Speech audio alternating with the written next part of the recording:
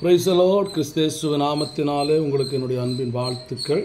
இந்த நாளிலேயும் 90வது சங்கீதம் அதனுடைய 9வது வசனத்தை நாம் வாசிக்கலாம். எங்கள் நாட்களெல்லாம் உமது கோபத்தாலே போய்விட்டது.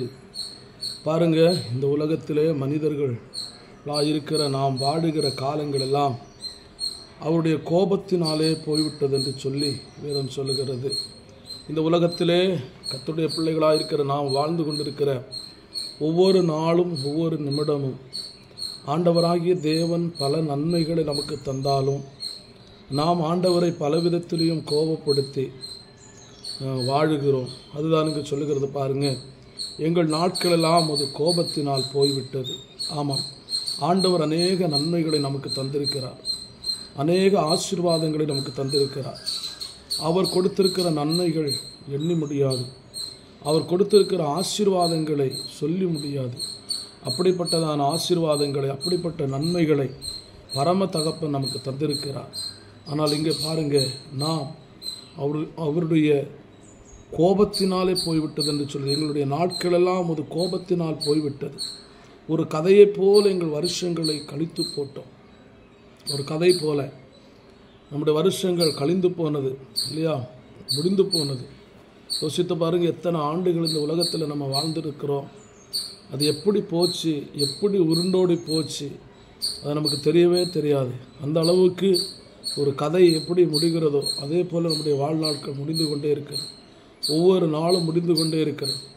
அருமையான கர்த்தருடைய பிள்ளையே, அதில் ஒன்று சொல்லுது, எங்களுடைய நாட்களெல்லாம், நம்ம வாழுகிற நாட்களெல்லாம் அதிக நாட்களும் ஆண்டவரை கோபப்படுத்தி தான் வாழ்ந்து கொண்டிருக்கிறோம். இரண்டாவது பாருங்க, ஒரு கதையைப் போல நம்முடைய வருஷங்களை கழித்து போட்டோம். கோபம். இரண்டாவது, ஒரு கதையைப் போல நம்முடைய வருஷங்களை நாங்கள் கழித்து போட்டோம். அடுத்து சொல்லார் பாருங்க, 10வது வசனம், எங்களுடைய ஆயுசு நாட்கள் 70 வருஷம். ஒரு மனிதனுடைய ஆயுசு நாட்கள் 70 வருஷம் என்று சொல்லப்படுகிறது. 70 வருஷம். பலத்தின் மிகுதியினால் 80 வருஷமாய் இருந்தாலும் அதன் மேன்மையானது வருத்தமும் சஞ்சலமுமே. அது சீக்கிரமாய் கடந்து போகிறது, நாங்களும் பறந்து போகிறோம். இங்கே சொல்லுகிறார், எங்களுடைய ஒரு மனிதனுடைய வாழ்நாட்கள் 70 வருஷம் என்று சொல்லப்படுகிறது. அடுத்து சொல்லுகிறார் பாருங்க, ஒருவேளை நல்ல பலன், நல்ல ஆரோக்கியம் இருக்குமானால் அந்த மனிதனுக்கு ஒருவேளை 80 வருஷம் கிடைத்தாலும் அதன் மேன்மையானது வருத்தம்.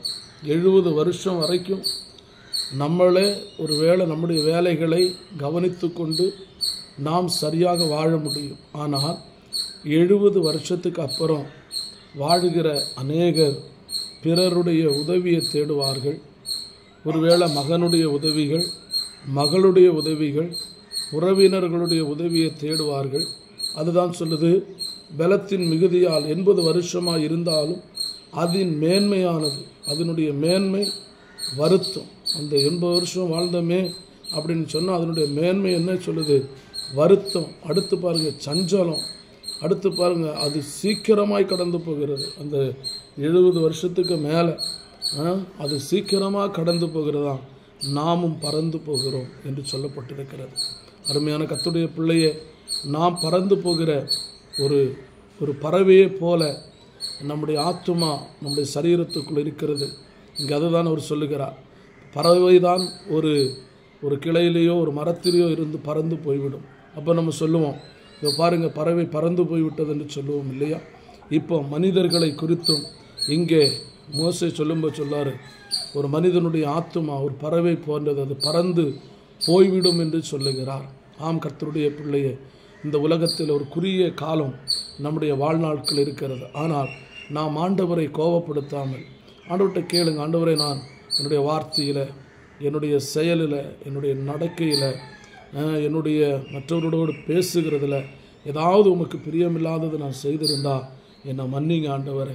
70 வருஷம்தான் இந்த உலகத்தில் ஒரு மனிதன் வாழுவான். அதுக்கு மேலே வாழுகிறது அது வருத்தமாக இருக்கும், அது சஞ்சலமாக இருக்கும் என்று சொல்லப்பட்டிருக்கிறது. இன்றைக்கு எத்தனையோ ஸ்தோத்திரம் வயதில் முதிர்ந்தவர்கள் வருத்தத்தோடு, சஞ்சலத்தோடு, வேதனையோடு வாழ்ந்து கொண்டிருக்கிறார்கள்.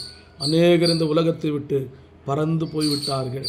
அருமையான கர்த்தருடைய பிள்ளையே, அருமையான கர்த்தருடைய தாசர்களே, அருமையான கர்த்தரை நேசிக்கிற பிள்ளைகளை நான் சொல்லுகிறேன், நம்முடைய வாழ்க்கையிலே நாம் ஆண்டவருக்காக வாழுவோம், ஆண்டவருடைய நாமத்தை மகிமைப்படுத்துவோம், ஆண்டவரை கோபப்படுத்தாமல் ஆண்டவருடைய சித்தத்தை அறிந்து நம்முடைய வாழ்நாட்கள் முழுவதும் அவருடைய சித்தத்தை அறிந்து அவருக்காக செயல்படுவோம். கர்த்தர் உங்களை நிச்சயமாக ஆசீர்வதிப்பார். God bless you. ஆமென்.